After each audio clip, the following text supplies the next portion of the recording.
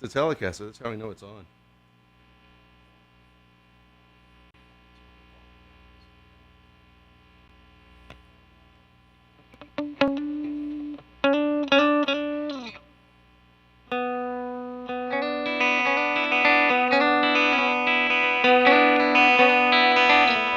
We're in. Ready for this? Ready? Okay, yes. 1, 2.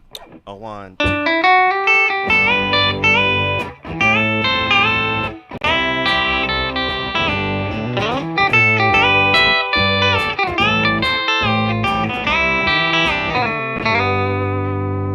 Welcome to Eugene and Dylan's guitar. Where's my hello. camera? Oh yeah, Eugene and Dylan's guitar.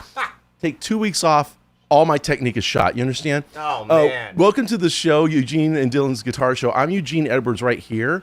That's Dylan, me. Dr. Dylan Caligiuri right over there. We just saw an MRI. You guys missed it. I know Dylan's doing stuff with the screen, and I did. All of a sudden, I saw an MRI in profile of someone's my jaw, neck. and it was your neck. It was my neck. How's your neck It doing, looked buddy? lovely, huh? How's your neck? It's good. I mean, it could be a lot worse. Yeah. Yeah. So dig this, man. Thank you for being here. Obviously, thanks, I see guys. Great Dave to and see Darren everybody. and Henry and of course Scott Fogelman. So this guitar here, this Telecaster I have here, is being lent to me by my friend Stephen Peavy, slight relation. He's the what we call the utility guy in Dwight's band. He plays pedal steel, accordion, piano, fiddle, mandolin. He just plays all that stuff back there. And a couple of months ago, we were playing in Tucson, and he saw, I think on Reverb maybe, that this guitar was for sale in the area for like $800. So he just jumped on it like a chicken on a June bug. And That's course- when they get folksy, you know it's serious. You know so what I mean? yeah, that's right. And so and I play a B bender, as some of you may know, in Dwight's show. But it's Dwight's B bender, so it's not like I have one at home, although I should get one. But anyway, he says, "Here, you should borrow this for a bit." And I thought, well, while I have it for a week or two, let's feature it on the show. Let's do this. And so this is a Fender Telecaster with a B bender on it, and we're just going to talk about this gadget, and how it's used and how it sounds. And then Dylan's always had this guitar here. That's right. It's a family guitar, and it's got all sorts of kooky stuff. Right. Look at Here. And so we thought, well, It's like the Space Shuttle Atlantis controller there. so if you don't mind, I'm going to give a little history on B-bender or pull strings, as some people call them. So typically the Pull legend, strings. pull strings. You'll hear people like, yeah, got to get a bit of a pull, got to put a pull bit of string on pull it. string. Yeah, you use the pull string. So it's usually, everyone usually starts the story in 1968 with Clarence White when he was with the Byrds, Yeah. and his friend Gene Parsons, the drummer, who was also had a degree in engineering, it turns out. So, but people had been trying to get pull strings or pedal steel effects on standard guitars before that. If Carl Perkins had an Epiphone, like an archtop, and it had like a lever, which you pull it here, and then it would pull a string. I think it was his G. It would pull, but of course the problem with that is you have to use your fret hand to manipulate it. Yeah. So that's not really right. In the early 60s, there was a guy whose name I can't remember, sorry, in Nashville. He was a bit of a tinkerer, and he took two of the top session guitar players, Grady Martin and Jerry Kennedy. They had like 335 style Gibsons, Yeah. and they let him tinker with it, and he had stuff not dissimilar to these in a way, where they were like, just kind of levers that would push on the string, and you'd kind of manipulate it with your fret hand. He also had a bar back here that you would press down with your elbow, and it would drop the high E string down a full tone. That Jerry Kennedy's guitar with all that stuff on it still exists because his son's a great session Is that player. so you could play an open D, I guess? I don't Yeah, know. who knows? Okay. I think maybe the idea was you could do contrasting motion. Yeah. Contrary motion, sorry. Right. Like pull one string. Anyway. So and that was in the early 60s. So people were trying, but some of these designs weren't really taking off. And then in 68, Clarence White was doing a session. He had a lick of some sort, and he was going to do, you could do this. You're right. But unfortunately, the other stuff he was doing, he's. I wish I had a third hand. Yeah. So I actually had Gene Parsons on this particular track, like a second person actually on cue pushes probably Wow, took can several. you imagine the union rate for that? I mean, So, jeez. but then Gene Parsons, the drummer, his friend who's doing that, he's like, they started like, yeah, there's got to be a way. Yeah. How do we get a third hand on one of these guitars? And so that's the first design that Marty Stewart has. And Gene took some pieces from a hardware store and Yeah. actual pieces from a Fender pedal steel, Right. and kind of figured it out. So he started with a pedal steel to begin with. Well, some pieces from the pedal steel. Actually, the rod, he's cutting them shorter and making them smaller. But yeah, it was a hybrid. And that shows you origin-wise how much they were trying to emulate the pedal steel sound. Well, here's the funny thing. If you think about this, one of the things we talked about with what Leo does with the Telecaster, how one of the reasons he gets there kind of quicker and is able to mass manufacture is, remember, he's actually thinking of a lap steel guitar and doing this with it. And that's how we get the Telecaster. Right. Right? Yeah. So then now someone's taking a Telecaster and trying to make it and putting pedal steel parts on it. So the relationship between the steel, lap, or pedal and our standard, and especially our Teles, is a pretty strong bond. Yeah. So anyway, so what Gene comes up with is so heavy, so bulky, and it extends past the body guitar. So he has to take a second guitar and kind of make a shell of it. So if you look at the one that Marty has and the one that I play in Dwight's band, it's like a double wide thing just to kind of hold that thing together. Sure. And so Clarence has it, and we hear him use it on several records. In the intro there, we played the intro from the Byrds' "You Ain't Going Nowhere" from Sweethearts of the Rodeo. Now, that actually is a pedal steel on the record, but live, Clarence would often play.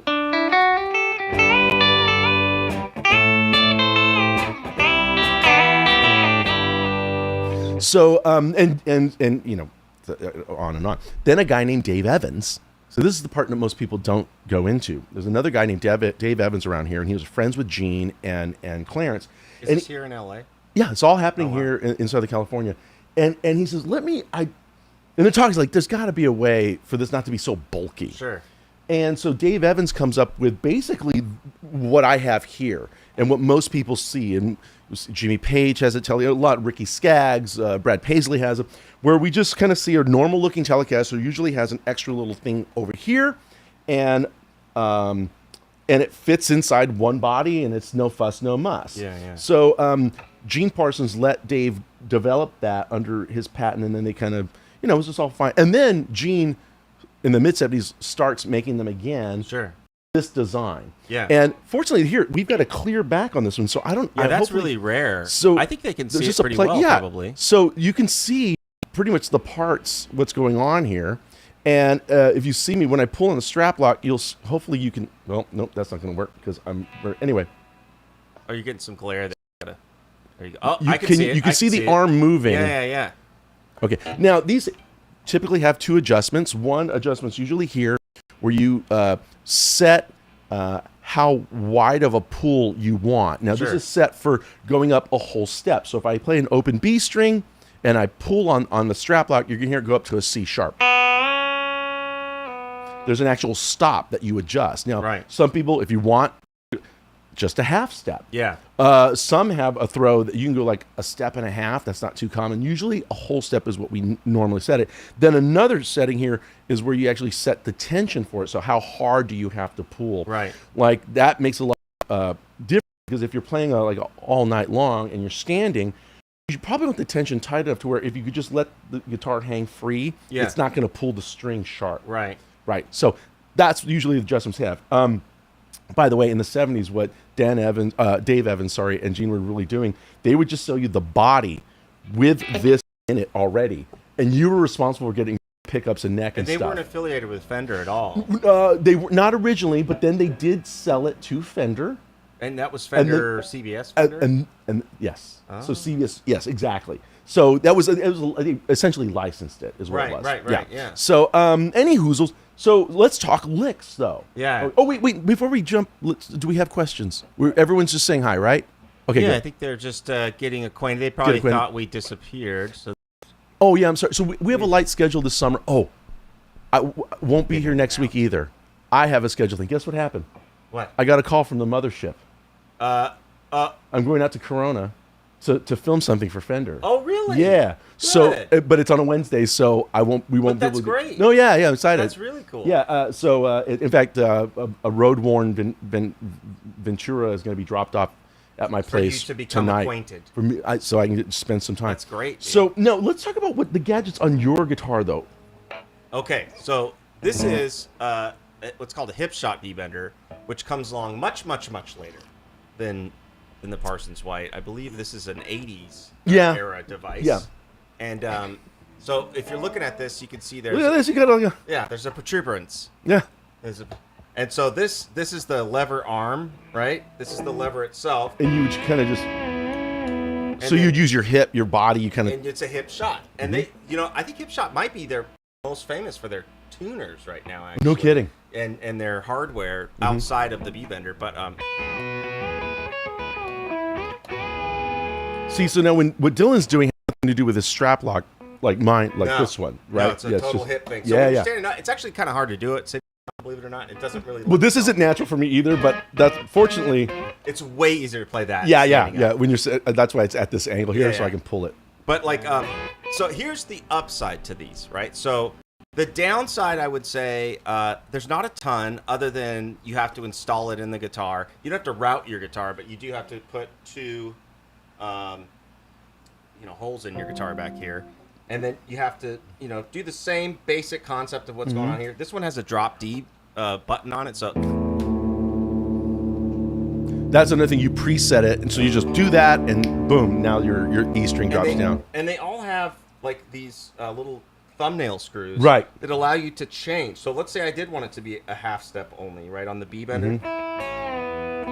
Right. That's a real fast, quick change for you. That's And then cool. If I want it to be a whole step, I just take it back out again. wow. Yeah. That's too far. There you go. It's a little too far, but you get the. Yeah. So anyway, so they have some convenience to them. I don't see them as much as I used to. Well, so here's what's really popular now. Oh, by the way, I don't. Maybe you could use a Floyd Rose and a B bender at the same time, but Oh, where's that at? that's Greg Stimple being silly. Floyd Rose and B bender. So what you see now, tricky. I think one of the most elegant B benders out there now is by Joe Glazier out of Nashville. And do you still have you don't Yeah, have it's your here. Brent Mason? It's Okay, here. so you may have seen grab Dylan's Brent Mason Telecaster has that. So Joe Glazier is a very I'd say very important guitar luthier guy, and he moved to Nashville I think in the early 80s, late 70s. He was a pedal steel player by trade, but set up a rip shop, and he has this very clever thing where you don't even see a button here. It's just hardly any routing involved. He's got it so streamlined. There's just a little, in pedal steel terminology, it's called the finger, and that's the point where what the string actually sits over and what moves the string. Right. And it's nestled in the bridge. You can barely see it. And what's really cool is that, and then there's another latch here. There's two different strap locks, so you can just take this off and go to a standard And strap no lock. bender. And it eliminates the bender, so you can jump around, move around, and not Right. worry about the bender. And then on the next song, if you want the bender, you just change your strap to the next Exactly. button, and you go. Yeah. It's very cool. Surround the mechanism. It's basically. a very, very smart. And Joe's done work on my guitars, and he does the ones for Brad Paisley, the biggest names you can possibly imagine out of Nashville. Yeah, he's one of Joe the and his top guys. guys around. They're wonderful. In fact, Joe wouldn't help set the intonation on one of my tellies unless he could see me he needs to watch you play in person. He needs to see how hard you're gripping, what your angle is. And then they have all this data. It's great. It's intense, man. They're like, okay, and what's your last four? So okay, good. So licks. So here, and by the way, when I was a kid, a song I really loved playing along to, pardon the preposition, was "All My Love" by Led Zeppelin on the In Through the Outdoor album, and it's got this really great progression: A minor, G, D minor, then A minor, G, D major. So we hear this.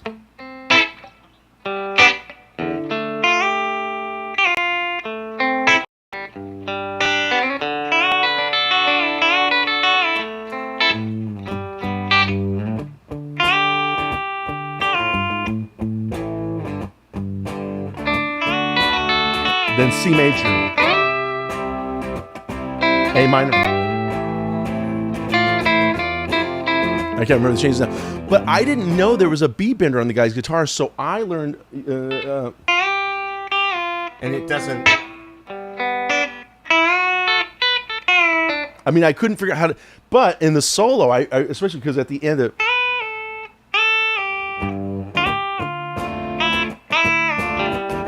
So, I learned.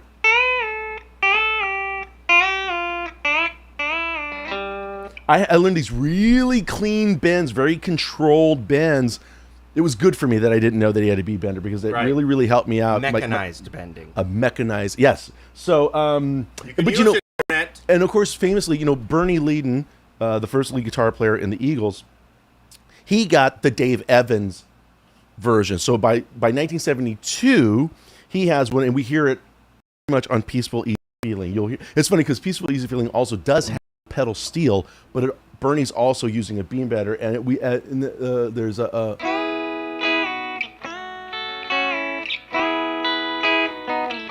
No, he doesn't do. Sorry.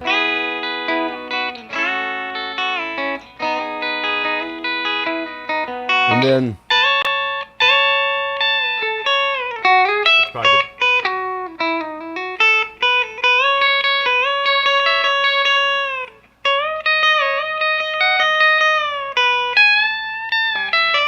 And it's funny because then he does full bends on the B without the bender. He chooses to do blues bends, but that's a very well-known example. Also, there was a guy named Bob Warford who got one, a Dave Evans style, about the same time that Bernie did. Huh. And he played a lot with Linda Ronstadt. If you heard her version of Willin', a great Little Feat song called Willin', it's on her Hearts Like a Wheel album. Yeah. You hear Bob Warford use his B bender very clearly. He cool because he would do he would do a harmonic move. It's funny, like between Clarence, Bernie, and Bob Warford, all Southern California guys, a lot of the vocabulary. For this. Yeah, they're putting it together. So the gag here is it's a bit mathematical though because you figure okay, my B string can go up a whole step and then back down. Right. So if I'm holding an A major chord, say E shape A major at the 5th fret. I'm thinking, so my B, if I pull it, it goes up a whole step, and so that's my 5th scale tone. That's going to go up to be the 6th and back. Oh, that's pretty. That's nice. Now, if I'm playing an A-shaped chord, let's say an open A. If I play an A, add 2, I mean, it's an A chord, but with the B string open. Now I'm going to pull this, and this open B string is now going to go C sharp, and it'll complete my chord. Right? That's lovely. Yeah. That's the one I use the most, I think. It's such a beautiful voice. It's a beautiful voicing. And in fact, sometimes you're not going to hold the whole chord, and you're just going to play a part of the chord. Like just the top 4 strings, top 3 strings. And then when it's pulled, as Dylan did earlier, the pinky will play these other notes. That's a real common one. Yeah. But there's other cool moves like think of just taking your D shape. Let's take my D shape. I'm gonna play at the 7th fret. So there's a G major triad. But this is nice because it's really do, re, mi. Yeah. But another cool one is think about it this way. This is where you can predict the pull. How about I play a D7 shape? Like as a G7, but I'm gonna do it.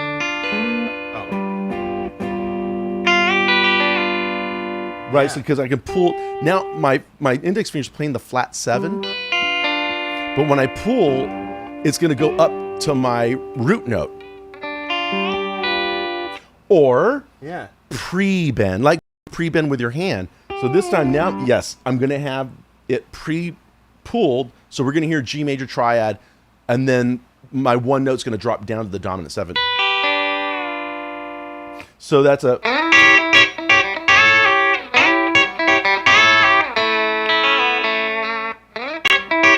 Also, when I pull, I'm also going to play the major 3rd to the 4th back. So I'm going to pull and then make this hammer on at the same time. Oh, I like it. I like that. Now yeah. that emulates a pedal steel who's got several levers, Yeah. More strings at a time. By the way, yes, thank you, Josh.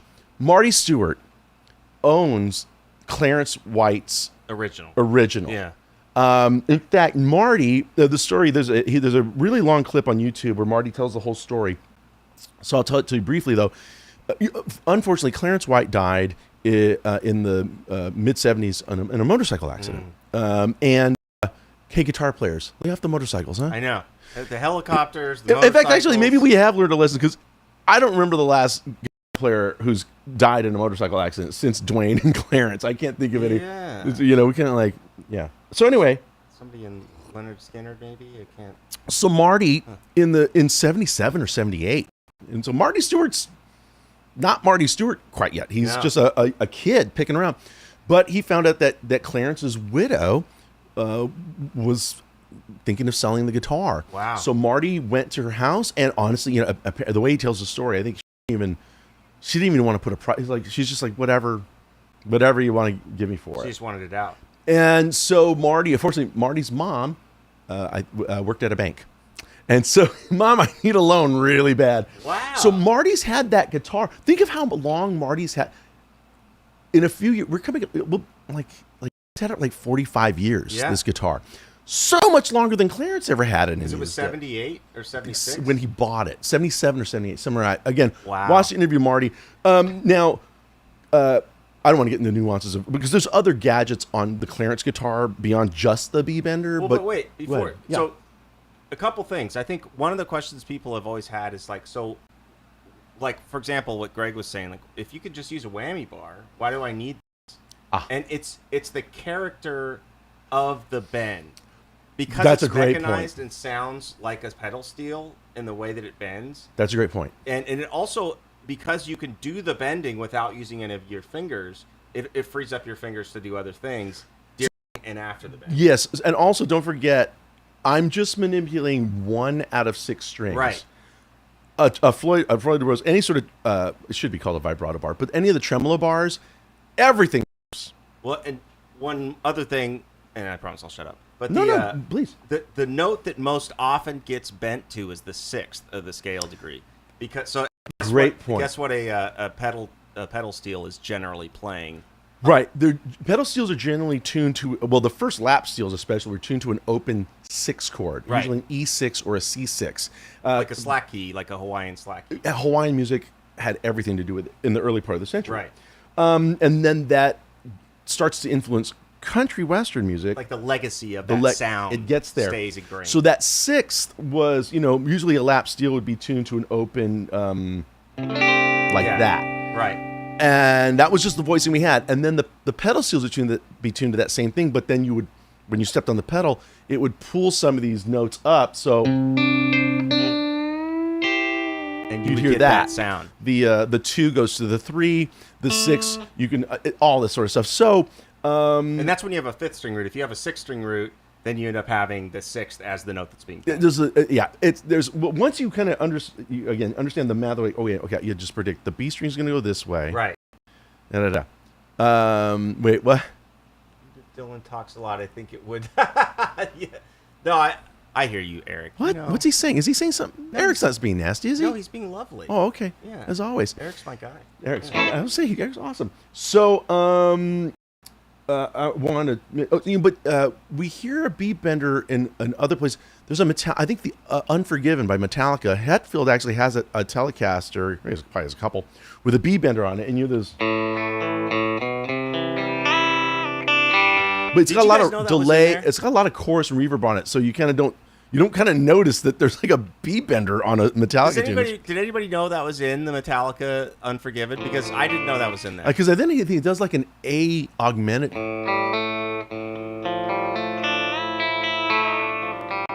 It's really, really hip. And what else about this? So more licks, I guess. Right. What I really, really like, so on the recent Dwight album, we do a cover of the Carter Family's Always Walk on the Sunny Side. And we do it in B flat. And that's the other great thing about a B, it doesn't, I'm comfortable in a key at this point, but it's. Oh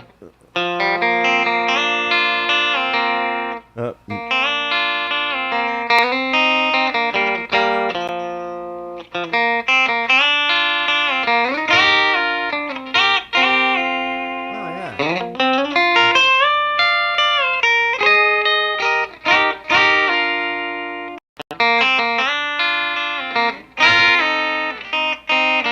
Oh, that's nice. Now in the studio, I actually double tracked the harmonies, so that so I had to pitches everything. So I had to Wait, do you double track the harmony part? right with the B benders, so that you hear two of them, and then live. So you used auto tune. No, we just use hours and hours of expensive studio time. We used the pocketbook to but, pay for it. But live, then I realized he wants to start the show with this tune. I'm thinking, ugh.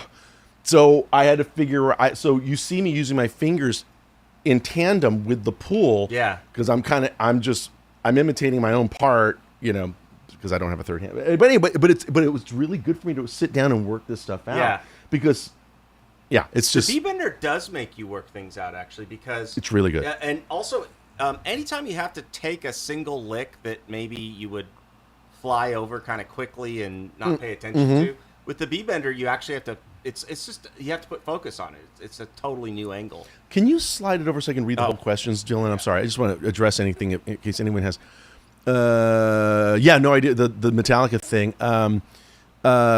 So a couple other things. So now we can get. It's funny because Dylan was listening to some Albert Lee uses one. The British guitar player Albert Lee uses one, and he's a wicked fast player. Yeah, he doesn't mean to be. He just is. And does everybody know? If you guys have never heard of Albert Lee, you've got to Albert Lee. Albert Lee, the British country guitar player. So just take a minute and he played. Emmylou Harris, he played for the Everly Brothers. Actually, Bob Warford, who I referred to earlier, was with Linda. He also played for the Everly Brothers back in the late 60s. He taught at a famous music school here for a while, too. Albert was at MIT? Yeah. But, hot country playing, as we would call it, would be like, it borrows from jazz a lot, as Western swing had borrowed from jazz in the 30s and the 40s. So I only mention this because there's certain things like if I play like a jazz chord, like it'd be like a D9. Okay. Now, if I play it with the B bender, the 9 in our D9 chord is this E natural note here at the 5th fret on the B string. Otherwise, it's a normal D7. But then that's the 9th.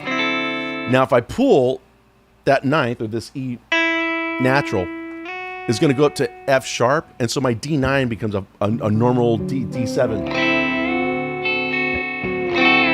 Or you can start as a D7 and then become a D9. Yeah. There's a Dwight song called "Blame the Vein," and the late great Keith Gaddis played guitar on the record.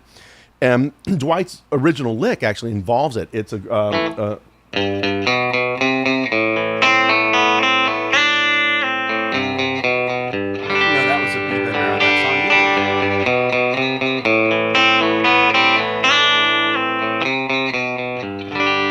Now, and then in the bridge, it goes to the 5 chord D.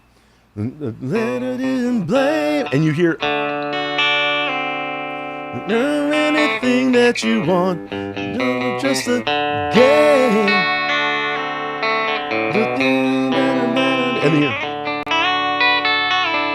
And then the solo.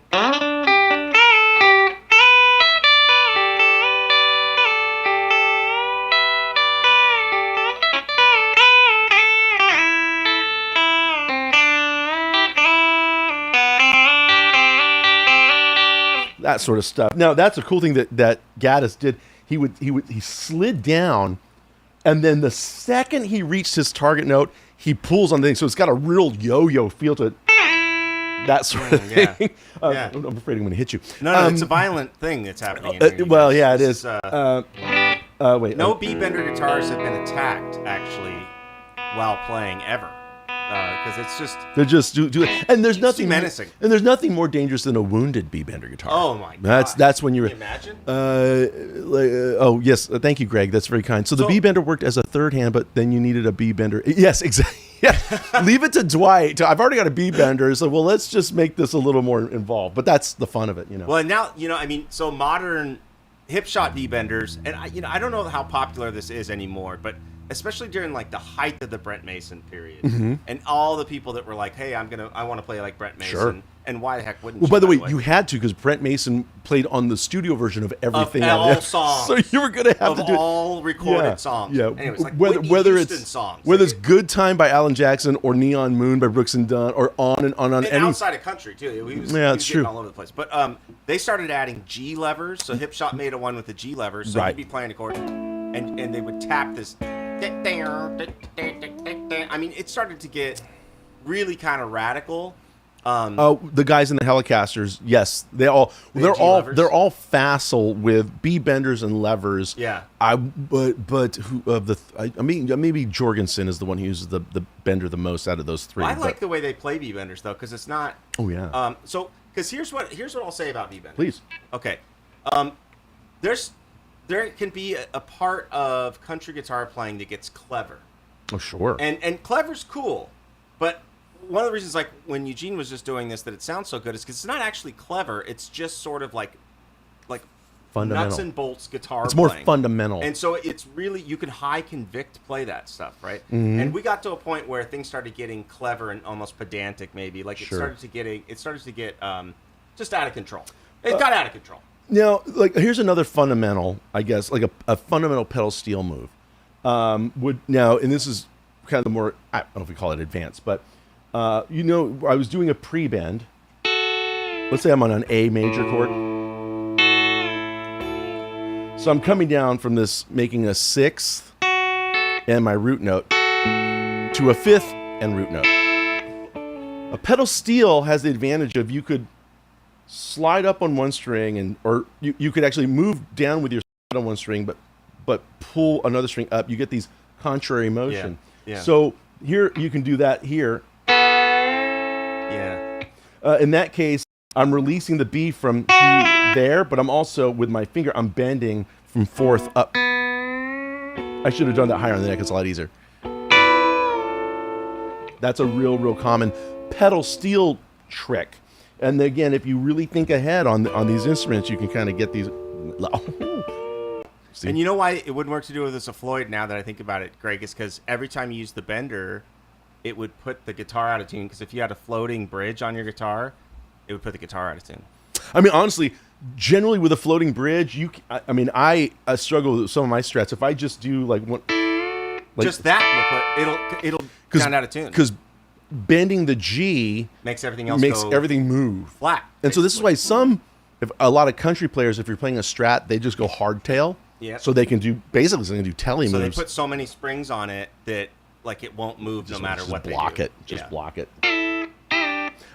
Yeah. So do we have any more questions, people? I just hope you indulge us on this again. And if any of you live in Southern California, this Sunday I'll be playing out in Chatsworth, out in the Valley, at the Cowboy Palace. This is one of the oldest country bars out. It's been there since the 50s at least. From 6 to 10 with my friend Neil Morrow, and I'm gonna bring this. You gonna play it? Yeah. I mean, I really do have to either. I should have Gene Parsons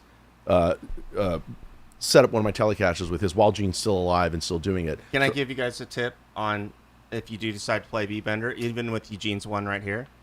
You have to have, and I'm going to say it, it might get bleeped out, but it is a family show, some nut sauce, okay? Oh. And you don't have to use actual nut sauce. You could use other things.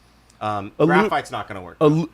A lubricant here at the nut. All over the place. So you actually need it at every contact point if you Oh, want that's a your good guitar to point. be able to stay in tune and not break B strings or get burrs all the time. Because that lubrication helps the strings move back and forth. How many times? Sometimes I actually it's like, geez, I just set up the intonation of this guitar, and now it's already kind of getting funky. And I realized, wait a minute, just pull the strings, loosen them, and just make sure they're moving back and forth the nut, and that saves you a whole string change and setup. It turns out it was just that they're getting caught at the nut. Yeah. It's as simple as that. And you can get away with graphite here.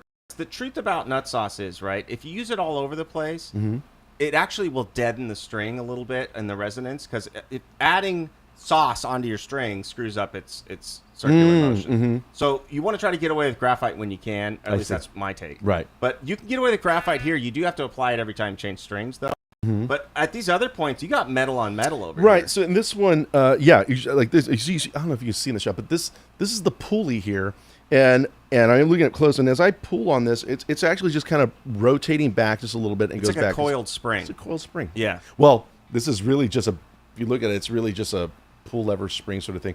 Hey, see, It's wait a he minute. Says, hey, JD says he'll see you at 7:30. Don't be late. Okay, fine. I'll be there. Yeah, this is very cute. Yeah. By the way, traffic was really light getting over here. Oh, today. really? It was suspiciously light, and there was even an accident in Franklin, a bad one. Wow. Still just blew. I was like, They must where have did wanted this B-Bender everybody go? special.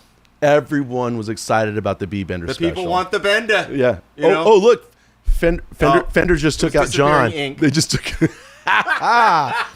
Fine, we're gonna leave now because I just got busted by the mothership. That's awesome. No, hey, it's great to see you guys get back on our normal thing and pick up the pace a little bit here. Yeah, as we get into the fall, just like here, it's summer. We've got been all working. sorts of stuff. Oh, it was Derek. No. Oh, All right. all right. You know what, Can't wait to see you guys. Derek? I hope you're having a great day.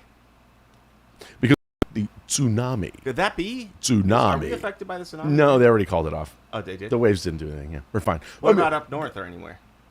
I don't know. Because we just had an advisory. They had like an actual warning.